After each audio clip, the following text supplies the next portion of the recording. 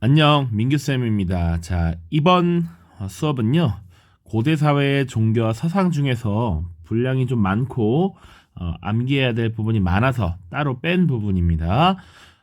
불교, 그리고 도교, 풍수지리설인데요. 주로 불교와 관련된 내용이 많이 차지할 것 같습니다. 이전 영상에서 우리가 이제 천신신앙과 천선의식, 그리고 고대 유학 다뤘고요. 이번에는 불교와 도교, 풍수지리설까지 다루면 사실상 이제 고대 사회가 끝나게 됩니다. 그리고 다음 영상부터는 아마 고려시대 들어가게 될 것 같습니다. 불교와 관련해서 선생님이 삼국시대 흐름 쭉 잡아가면서 각 나라들이 불교를 수용했고 불교를 수용한 이유에 대해서도 사실은 언급한 바가 있기 때문에 여러분들 조금 더 수월하게 빠르게 진행할 수 있을 거란 생각이 들고요. 그리고 주요 인물들을 중심으로 한번 살펴보면 되겠습니다. 자, 필요하면 중간중간 교과서도 살펴보겠습니다. 자, 이제 시작해 보도록 하죠. 첫 번째 일단 삼국시대의 불교부터 들어갈 거고요. 지금 교과서 26쪽부터 30쪽 프린트로는 7, 8차시가 되겠습니다. 자, 특징부터 하나하나 살펴보도록 하죠. 첫 번째, 왕실의 주도로 수용했다라는 겁니다. 왕실의 주도로 수용. 중앙 집권 국가로 발전하는 과정에서 이것이 필요했다라는 거야. 이것도 복습으로 들어가면 초기 국가 형태의 요 부체제 선생님이 설명을 했었습니다. 자, 이 부체제 하에서 이 국가는 굉장히 느슨한 연합의 형태였다라고 했고요. 각각의 부가 있었다 그랬지. 그지? 그리고 우리 신석기 시대 이래로 원시 신앙이 나타나면서 각 부는 부족별로 믿고 있는 각자의 신앙이 있을 거라고. 각자의 민간 신앙이 있을 수도 있고요. 토템이 있을 수도 있고요. 자연물을 짓는 애니미즘을 가지고 있을 수 있지. 그런데 이러한 국가가 중앙 집권적 고대 국가로 성장하면서 이게 왕이라고 하는 우월한 존재가 등장하게 되고, 그치? 이 왕 아래에 이제 여러 부족장 세력들이 사실상 귀족 관리로서 편제된단 말이야. 그치? 그러면서 이 기존의 부족 세력들은 수도 중앙에 와서 귀족 관리가 되고 각자의 구역을 이제 담당할 수 없게 되죠. 이 부족적 성격이 깨져버리고 이 부족적 성격이 행정적 성격으로 변한단 말이야. 그러다 보니 각자의 민간 신앙을 유지하면 이 국가적 통합이 어렵다고. 그래서 이 국가의 통합이라고 하는 것을 위해 우리가 다 같이 공통적으로 믿을 만한 신앙이 하나 필요했는데 바로 그것이 뭐였다? 불교였다라고 하는 것이지. 불교. 자, 요래서 불교가 역할이 바로 통합이라고 하는 역할이었다. 자, 그래서 국가적 통합과 왕 중심의 위계 질서를 합리화했다라는 겁니다. 그래서 불교가 들어올 때 또 여러 가지 알아야 할 것들이 있는데 업설이라고 하는 것도 있습니다. 업설. 자, 지금 내가 이렇게 살고 있는 것, 너희가 그렇게 살고 있는 것 다 과거 전생에 업이 있기 때문이다. 과거에 해놓은 일이 있기 때문에 현재의 삶이 이렇다라고 하는 거야. 그러니까 윤회 사상이라고 해서 삶이 계속 수레바퀴처럼 도는 거야. 이번 생, 다음 생, 그 전생도 있는데 이 전생에 어떤 일을 했느냐에 따라 현생이 달라진다라는 것이지. 그러다 보니까 왕이나 귀족들 이런 지배층들이 위계 질서를 합리화하는 데도 불교가 굉장히 유리했다라는 거지. 내가 왕인 건 과거에 내가 어떤 훌륭한 일을 했기 때문에 지금 왕이라고 하는 현생을 가지게 된 것이다 라는 것이죠. 두 번째, 그리고 전륜성왕 사상을 왕과 연결합니다. 우리 불교는 부처님의 가르침을 따르는 것인데 이 부처의 설법 중에 이 인간 세계를 통일하고 이 세계를 호령하는 왕, 그 왕을 전륜성왕이라고 했어. 이 전륜성왕이 바로 우리 국가의 군주이다, 왕이다 라고 했던 것이지, 우리 왕이 이 세계를 통일할 것이고 세상을 호령할 것이다 이렇게 설명하는 것이죠. 특히 뭐 신라나 발해에서 이런 모습들이 많이 나타납니다. 그리고 또 하나의 특징, 호국불교적 성격이다라는 거야. 이 호국불교는 나라를 지킨다라는 거야. 그래서 국가가 무슨 일이 있지 않고 안전하게 쭉 유지되는 안녕과 발전이라는 측면에서 불교를 활용했다라고 보면 되겠습니다. 그래서 커다란 사찰, 절을 지으면 된다, 탑을 건립하면 국가가 발전할 수 있다, 이런 것들. 그래서 대규모의 사찰과 탑의 건립이 나타나고요. 그리고 요 세소고개는 신라의 원광법사가 지었다고 전해지는 화랑도의 계율이야. 화랑도에서 활약하는 청년들이 지켜야 할 5가지 내용입니다. 그래서 이 5가지 내용이 뭐냐 자세하게 보면 좋지만 사실 우리 그렇게까지 할 건 없을 것 같고, 여기서 호국불교적 성격을 잘 보여주는 것은 여러 가지가 있는데, 어쨌거나 원광법사는 스님이죠. 스님이 이런 것들을 지켜라 라고 하는 것인데, 뭐 예를 들면 충성으로서 임금을 섬겨라 라고 하는 사군이충이라는 것. 그리고 원래 불교에서는 살생을 금하는데, 특히 하나 기억해야 될 것이라고 하면 살생유택이라고 하는 것이 있습니다. 그러니까 원래 불교에서 살생이라고 하는 것은 하면 안 되는 것인데, 지금 여기서는 원광법사는 뭐라고 하냐면 살생에는 선택, 가려서 해야 한다라는 거야. 그러니까 어느 정도 국가의 안녕, 보전을 위해서는 살생이 필요한데 마구잡이로 살생해서는 안 된다라고 하는 것이지, 죽일 때는 가려서 해야 된다라는 얘기입니다. 이런 것들이 호국불교의 성격을 보여주는 대표적인 내용들이다라고 보시면 되겠습니다. 그래서 이런 불교가 과연 언제 수용되었고, 그리고 어떤 건축물들을 남겼는지 간단하게 내용들을 살펴보겠습니다. 자, 선생님이 중요한 것들을 보통 글씨체를 바꿔놓고요, 밑줄을 그어놓는데 실수로 소수리망에 밑줄을 치지 않았습니다. 소수리망 요것도 똑같이 밑줄을 쳐주셔야 돼요. 자, 고구려의 소수리망 하면 정말 중요한 것들이 많았습니다. 불교를 수용한 왕이 소수리망이기도 하고요. 실제로 우리 저번 주에 다룰 때 태학의 설립, 그리고 율령의 반포, 이런 내용들을 다 다뤘던 것 같습니다. 그래서 소수리망 때의 이런 수습, 소수리망의 노력, 이런 것들이 기반이 되어서 광해토대왕 장수왕의 전성기가 나타났다라고 이야기를 했죠. 자, 그리고 고구려 때는 이 평양에 9개의 사찰을 건립했는데, 이렇게 대규모의 사찰을 건립하면 국가가 더욱 발전할 것이다 라는 믿음이 있었다라는 것이죠. 자, 두 번째 백제를 보시면요, 역시 이제 침류왕 때입니다. 근초고왕의 손자였고요. 시기적으로 소수리망 때와 거의 유사해. 예를 들면 소수리망이 된다. 4세기 후반이 되겠습니다. 그러니까 370여 년을 전후로 한 시기, 백제도 뭐 370년대, 380년대 이렇게 보시면 되겠습니다. 자, 그리고 백제는요, 나중에 미륵사라고 하는 큰 절을 짓게 되는데요, 지금의 익산 지역에 있고요. 7세기 초 무왕 때가 되겠습니다. 이 미륵사라고 하는 절, 이 미륵불, 우리 미륵부처 이런 얘기 많이 하는데, 이 미륵이라고 하는 것은 미래를 의미하는 거야. 그러니까 우리의 앞날을 잘 이뤄갈 수 있고 이렇게 기원한다라는 것도 될 수 있고요. 미래에서 우리를 돌봐준다, 살펴본다, 이런 내용이 될 수도 있겠습니다. 관련해서 읽기 자료 있는데 이따가 살펴볼게요. 신라는 법흥왕이라고 하는 왕 때 2차돈의 순교를 계기로 공인했다 이렇게 표현했어요.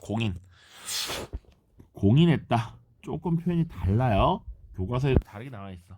그러니까 신라에서 불교가 들어온 것은 바로 고구려로부터 더 일찌감치 들어오는데 나름 귀족들의 반발이 있었어요. 그런데 이런 귀족들의 반발을 무마하고 결국 공인할 수 있었던 것이 2차 도내 순교라는 것이 있다. 자, 그리고 법흥왕이라고 하는 이름에 여기 법이라고 하는 건 불법, 우리가 법을 어기는 것 말고 부처님의 법 가르침 이런 것을 의미하고요. 흥이라고 하는 한자도 원래 불교에서 주로 사용하는 한자들입니다.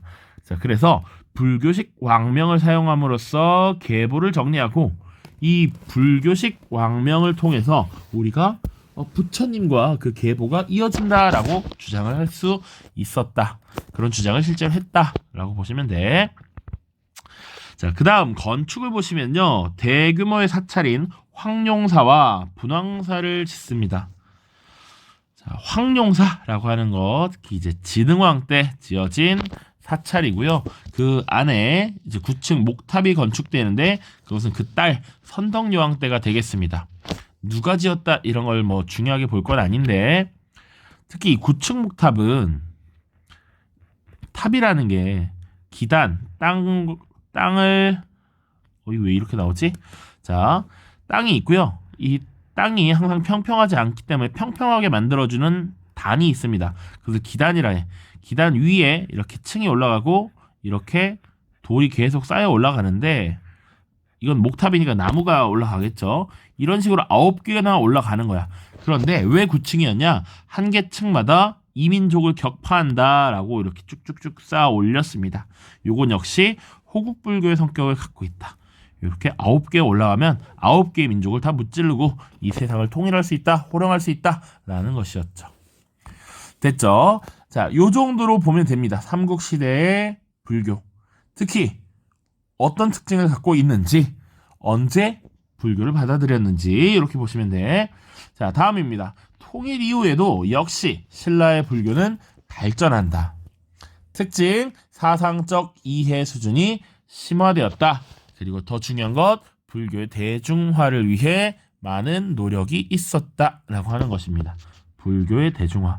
그러면 이제 대중들에게, 민중들에게 불교를 확산시키려고 노력했는데 그럼 그전엔 어땠다? 불교가 주로 왕실이나 귀족들 중심으로 확산이 되었다라는 거지.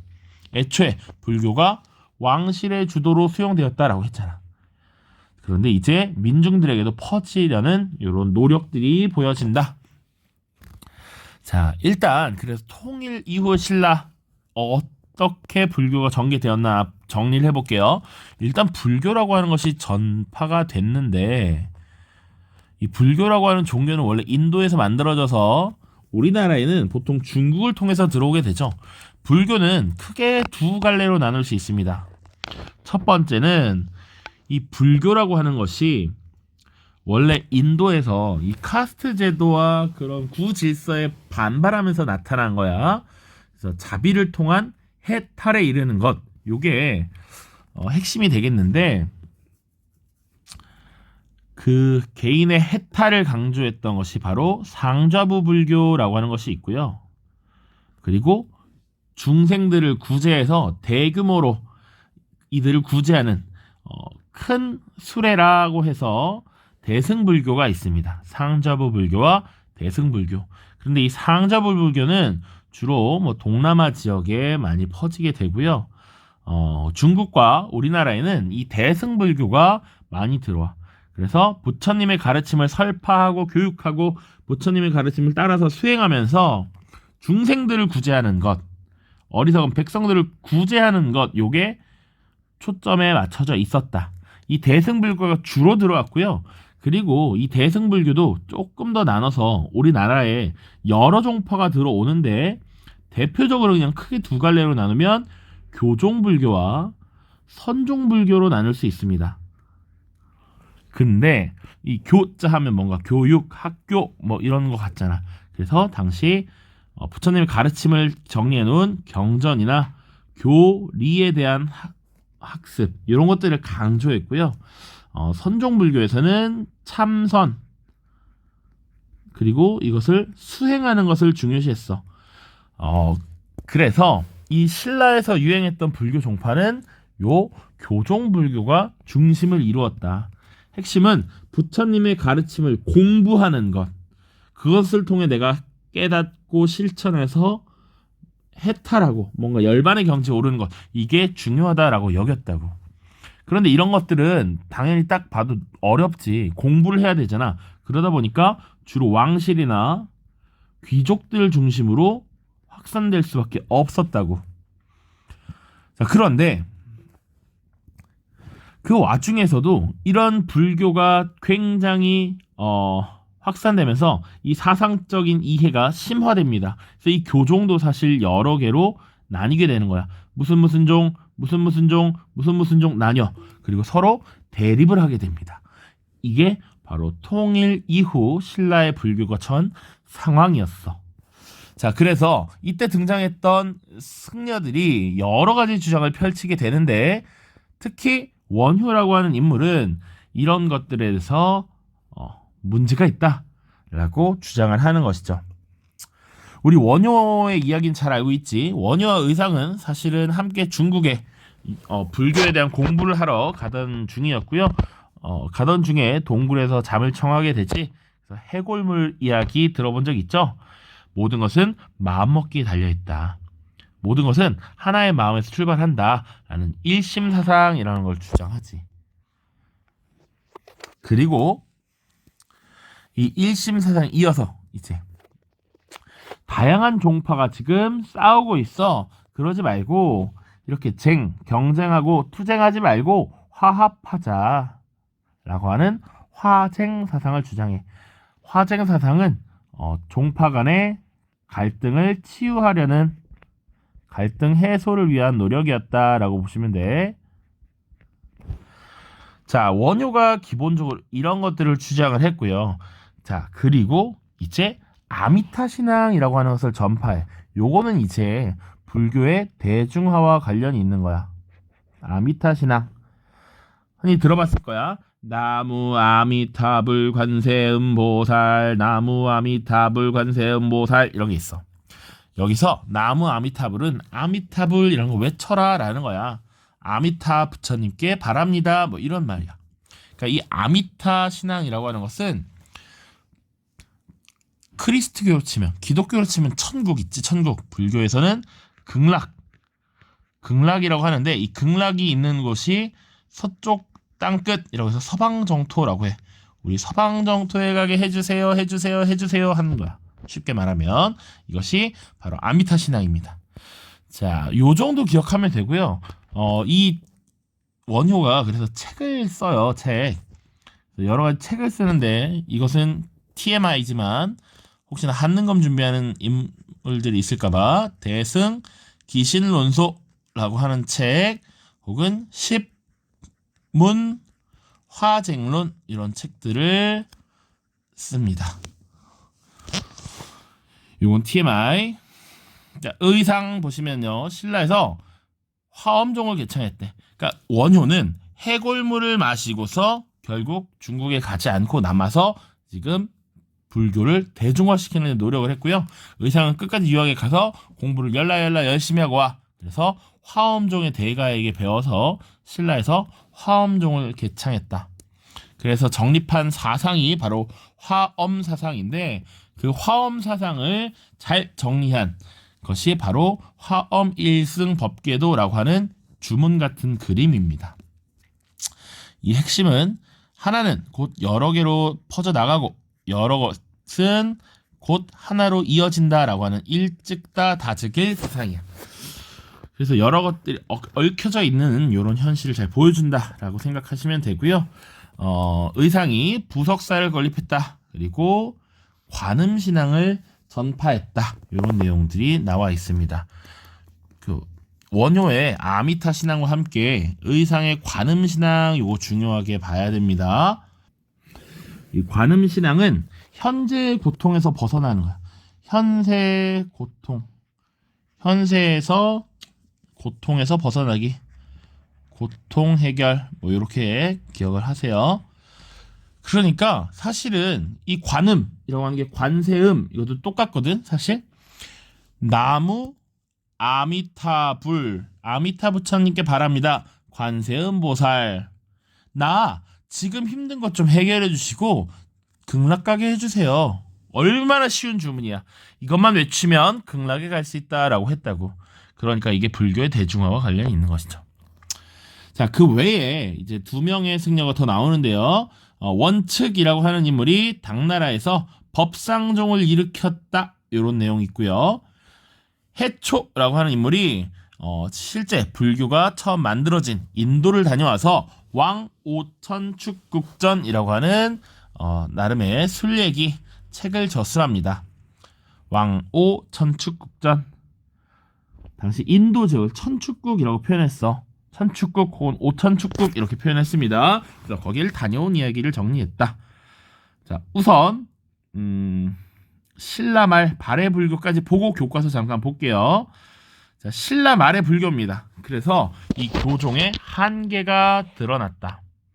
점점 교종은 아까도 말했지만 경전과 교리를 중심으로 연구를 했다라고 했죠. 이 경전과 교리에 대한 해석이나 그리고 수양 방법이나 이런 것들이 다양했단 말이야. 그래서 대립이 일어나고 있었는데 실제로 그래서 어떻게 부처님의 가르침을 깨닫고 내가 극락에 갈 것인가, 내 지금의 고통을 어떻게 해결할 것인가, 이런 것들이 초점이 맞춰져야 되는데 결국 이제 부처님의 가르침에 따라 행사를 진행하는 데 바쁘고 그리고 시주 받는 데 바쁘고 이런 모습들이 보여진다는 거지. 점점 세속화되고요. 그리고 보수화돼. 경전, 교리를 해석하는 건 오직 나만이 가능해. 나의 권위에 도전하지 마. 이러면서 다른 사람들의 대안적 해석을 거부하고 이런 모습들이 나타나는 것이죠. 자, 그리고 신라 말에 원래 불교라고 하는 것이 왕실의 주도로 들어왔을 땐 사회 통합을 목적으로 한 것인데 이 신라 말 중앙에서는 왕위 쟁탈전이 벌어지고 지방에 혼란한 모습이 나타났을 때 이 불교가 전혀 이런 종교로서의 역할을 수행하지 못했다라는 것이죠. 그 과정에서 이 교종의 한계에 이제 도전하는 선종이라는 것이 확산이 됩니다. 선종의 확산, 신라 말, 이거 잘 기억해 두세요. 선종은 참선 수행을 통한 깨달음을 중시했대. 여기서 참선이란 이 인간 본래의 선함을 위해서 자기 자신에 몰입하는 이런 것들을 의미해. 그래서 열심히 경전, 교리 이런 것들 공부하는 것이 아니라 나 스스로에 대해서 반성하고 수양하고 이런 것들이 중요하다라는 것이지. 그러니까 당시 교종을 중심으로 하는 이 세력들은 경전에 대한 해석 이런 것들을 본인이 독점하다시피 해서 새로운 세력이 이 교종에 대한 연구, 교종에 대한 해석 이런 것들을 못하게 만들었는데 그 과정에서 지방에서 세력을 갖고 있었던 호족들이 되게 좋은 반응을 보였다. 중앙의 귀족들만이 독점하는 이런 교종보다는 선종이 더 매력적으로 느껴졌다라는 것이지. 나도 참선 수행만 하면 부처님의 가르침을 깨닫고 나도 부처님과 같은 사람이 될 수 있다라는 것이죠. 그래서 호족들이 적극적으로 호응을 했고요. 9개의 산에 선종의 문파가 형성됐다라고 보면 돼. 선종의 여러 사찰들이 9개의 산에 유명한 게 생겨나요. 그것을 구산선문이라고 하는데 각 지역에 형성이 되었고 이것이 지방문화 발달에 기여를 했다까지 보시면 돼. 선종의 역산, 참선, 수행을 통한 깨달음을 중시했고 누가 중요시했다? 누가 호응했다? 바로 호족이 호응했다. 그래서 호족들이 지방에서 성장할 때 사상적 배경이 되었던 것 중에 하나가 바로 선종이었죠. 자, 마지막 발해 불교 발달 보고 교과서를 일단 넘어갈게요. 마찬가지입니다. 왕실과 귀족을 중심으로 유행했다. 왕실의 권위를 뒷받침하기 위해서 전륜성왕의 관념을 활용했다. 그리고 당나라와 고구려의 영향을 받은 불교 문화가 발전했고 승려들이 당나라로 유학 가는 일이 굉장히 많았다라는 겁니다. 요 교과서에 발해 불교 유물과 관련된 사진들이 있으니까 좀 같이 보면서 정리를 하도록 하겠습니다. 자, 교과서 페이지 26쪽입니다. 자, 맨 위에 2차돈 순교비라는 것이 있어요. 그래서 법흥왕 때 2차돈이 순교했는데 블라블라블라블라블라 얘기 있습니다. 2차돈은 목이 잘리는 벌을 받는 순간에도 불교가 융성하기를 기원했다. 그 목을 자르자 흰 피가 솟구치고 하늘에 꽃비가 내렸다. 그래서 불교라고 하는 것이 정말 영험하구나, 대단하구나 라고 받아들일 수 있었다라고 이야기를 하고 있습니다. 자, 왼쪽에 지도를 보시면 삼국의 불교 수용이라고 돼 있습니다. 자, 이 시기, 특히 고구려 백제가 지금 불교를 수용했을 시기가 4세기 후반인데, 이 시기는 어떤 시기였느냐? 위진, 남북조 시기였습니다. 중국은 분열기였어. 그래서 고구려는 전진으로부터 불교를 수용했다. 백제는 남조의 동진으로부터 수용했고, 신라는 고구려로부터 수용했는데 법흥왕 때 공인했다. 이런 내용이죠. 자, 나머지는 쭉쭉쭉 읽어보시면 되는데, 중요한 부분 그리고 내가 아까 다루지 않은 부분 간단하게 언급을 볼게요. 자, 불교의 전륜성황을 왕과 연결시켰다 이런 얘기 했고요. 신라에서는 불교식 왕명을 사용해서 왕실과 부처의 집안을 동일시하였다. 이로써 부처를 믿는 것이 왕을 따르는 것과 같다고 했다.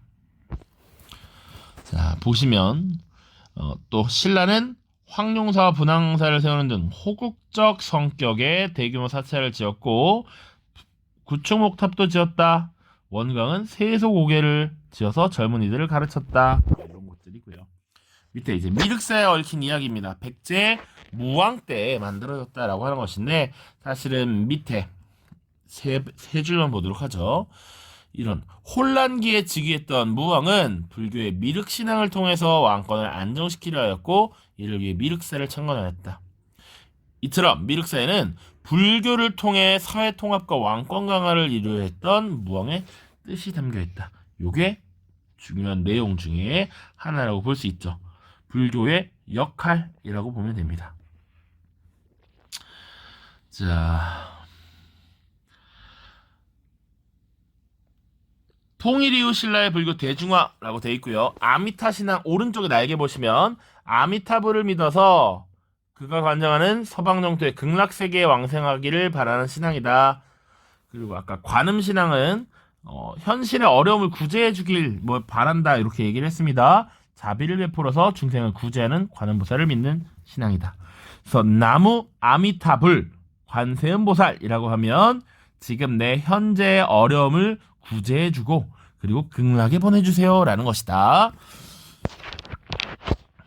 자, 원효는 일심사상, 화쟁사상 추정했고, 아미타 신앙을 전파해서 하층민들도 불교를 친숙하게 받아들이도록 노래로 만들어서, 구절로 만들어서 반복하게 했다.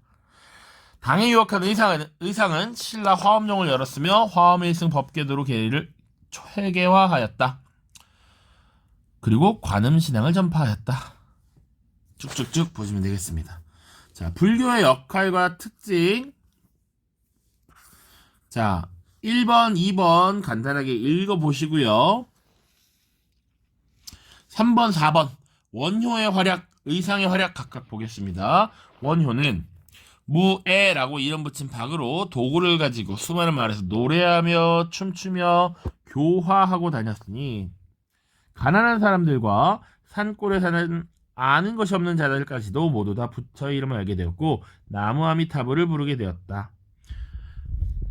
자, 4번 의상의 활약입니다. 10곳의 절에 교리를 전하게 하였으니 태백산의 부석사, 남학의 화엄사 등이 그것이다. 화엄일승 법궤도를 저술하고 주석을 붙여 알긴한 알맹이를 포괄하였으니 제자 오진지통 등은 우두머리가 되었는데 모두 성인의 버금같다.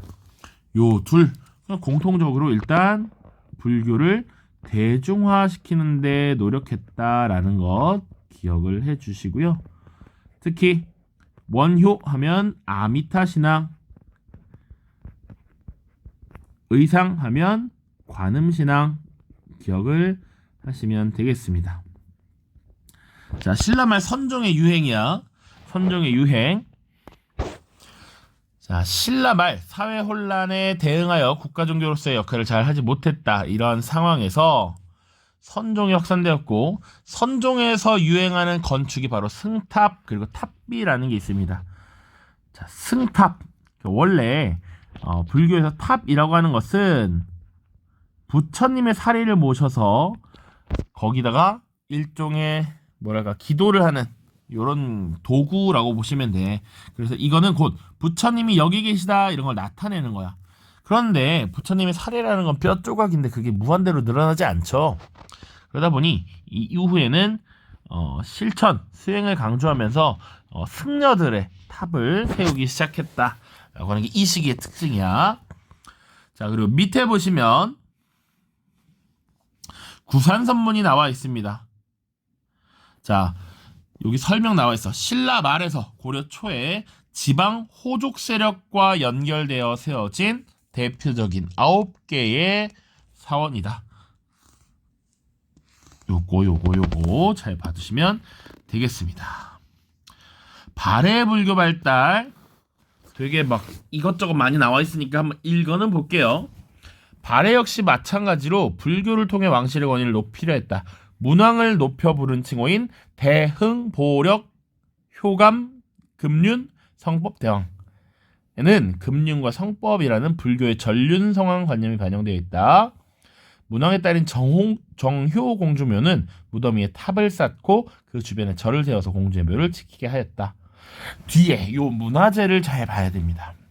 발해는 고구려 불교를 이어받고 당해 문화를 수용하면서 불교 문화를 발전시켰다. 발해의 석등과 이불, 병좌상 등에서 발해 불교가 고구려 불교의 영향을 받았음을 확인할 수 있다. 그래서 왼쪽 자료를 보면 석등이라고 하는 거 있습니다. 특히 여기서 연꽃 무늬가 고구려 미술의 특징을 보여주는 것이다. 이게 실제로 6m니까 나 같은 사람은 한 3개는 있어야 되고요. 그만큼 크다라는 거야. 그리고 이불병자상, 말 그대로 이불, 2명의 부처님이 나란히 앉아있다라는 겁니다. 이게 고구려 후기 불교 양식의 영향을 받았다라는 거야. 각각의 특징도 알면 좋지만 이 둘은 뭐다? 발해 불교가 고구려 불교의 영향을 받았음을 알려주는 것이다 라는 것 되었죠. 불교를 통한 발해와 일본의 교류는 각자 보시고요. 이제 그 풍수지리설과 도교 살펴보도록 하겠습니다. 자, 남은 부분 빠르게 하고 끝내도록 하겠습니다. 도교와 풍수지리설입니다. 첫 번째 도교. 도교는 원래 춘추전국 시대 노자와 장자의 사상을 이제 정리해서 이런 것들을 신봉하는 것이라고 보면 되겠죠. 삼국시대에 귀족 사회를 중심으로 유행했다라고 되어 있고요. 특징을 잘 기억해 두시면 됩니다. 신선사상, 그리고 산천을 숭배했다. 그리고 지금 현재 내가 좋은 일이 일어나기를 기원하는 것이다. 사실 이 도교라고 하는 것은 기본적으로 노장 사상에서는 무위자연이라고 하는 것을 강조하지. 인위적인 거 없이 자연 그대로 행하면 분명히 더 나아진다라는 것이죠. 그래서 신성과 같은 삶을 지향하고 산천을 숭배한다라는 거야. 이런 것들이 이 삼국의 유물에 유적들에 나타나는데 대표적인 것 요것도 같이 기억을 해두십시오. 고구려의 사신도, 백제의 금동대왕로가 있습니다. 특히 사신도 같은 경우는 선생님이 뭐 할 때 설명했냐면 발해 상경성을 건축할 때 주작대로 얘기할 때 사신 얘기했었어. 사신수, 사방향에 네 방향에 신과 같은 동물 그런 걸 얘기했었지. 그래서 궁궐을 중심으로 봤을 때 궁궐이 남쪽에 있으니까 이쪽을 바라본다고 했을 때 왼쪽 좌 청룡, 우 백호, 남 주작, 북 현무라고 했었지. 이런 걸 사신이라고 하는데 사방위신이라고 하는데 이것을 그려놓은 사신도가 도교와 관련이 있는 것이다. 그리고 백제 금동대왕로도 되게 신비로운 이 산천을 그려놓은 이런 모습들이 나타나는데 이것이 도교와 관련이 있다. 혹은 뭐 산수무늬 벽돌 이런 것도 관련이 있습니다. 그리고 때로 이 도교는 정치적으로 이용되기도 했는데 고구려의 연개소문이 당시 불교에 심취했던 귀족 세력을 견제하기 위해 이용했고요. 이 도교를 활용해서 불교 세력을 견제했다. 이런 내용들이 있습니다. 두 번째, 풍수지리설입니다. 삼국시대에도 이 풍수지리설이라는 게 흐릿하나마 있었다라고 보여져. 도읍을 결정할 때, 도읍을 옮길 때, 이런 인식이 있었구나 라는 것이고요. 우리가 그 뒤에 봐야 될 것은 주로 풍수지리설, 신라 말입니다. 도선과 같은 선종승려가 체계적인 풍수지리설을 확인해서 도입합니다. 그리고 풍수지리설 도입이라고 보는 게 조금 더 맞을 것 같아요. 도입. 그리고 이 신라 말에는 금성 중심의, 신라의 수도였지, 금성 중심의 통치 질서와 국토 관념을 바꾸는데 영향을 미쳤다. 그래서 각 지방에서 들고 일어난 호족들이 성장하는데 지대한 영향을 끼쳤던 것이지. 그러니까 풍수지리설은 기본적으로 산이나 강 등 자연환경에 따라서 이것을 판단해서 주거지나 묘지를 선정하는 이론이었잖아. 그런데 이 지방 호족들은 사실은 수도였던 금성이 아닌 다른 지역에 있다고. 그런데 지금 풍수지리설에 따르면 금성 후졌어. 지금 내가 있는 땅이 이 풍수지리설적으로 더 좋아. 풍수지리상 훨씬 좋아. 내가 있는 곳이 곧 왕이 나올 상이야. 이곳이 왕이 될 곳인가, 이렇게 된다고. 알겠죠? 자, 그래서 호족들의 사상적 기반으로 활용되었다. 정리 하나 더. 호족들의 사상적 기반, 아까 풍수지리설하고 뭐? 풍수지리하고 바로 선종불교가 되겠죠. 선종불교, 요거 기억을 하고 계셔야 한다. 됐죠? 자, 교과서 30쪽 자료만 보고 불교 사상이 반영된 문화재라고 돼 있죠. 요거만 보면 됩니다.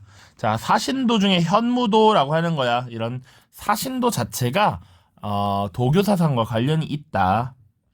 이게 도교의 방위신이거든. 도교의 방위신. 각 방향을 지키는 신이라고 보았습니다. 자, 그리고 백제 산수문이 벽도를 언급했습니다. 이 산천에 대한 숭배가 나타나 있는 것이지. 산천을 중시했다라는 것. 그리고 마지막 백제 금동대향로입니다. 그래서 몸체에는 불교 사상도 일부 들어가 있고요. 이 뚜껑에는 주로 산천의 모양, 그리고 도사의 모양, 이런 것들을 통해서 도교의 영향이 반영되었구나라는 것 보시면 됩니다. 자, 그리고 마지막 풍수지리설과 관련된 자료인데요. 각각 읽어보시면 되겠습니다. 그래서 이 내용만 보면 돼. 풍수지리설에 기초하여 수도 이외에도 발전시킬 다른 지역이 있다는 것을 인식하고 있었다. 이렇게 보시면 되겠습니다. 자, 모두 고생 많았습니다. 안녕.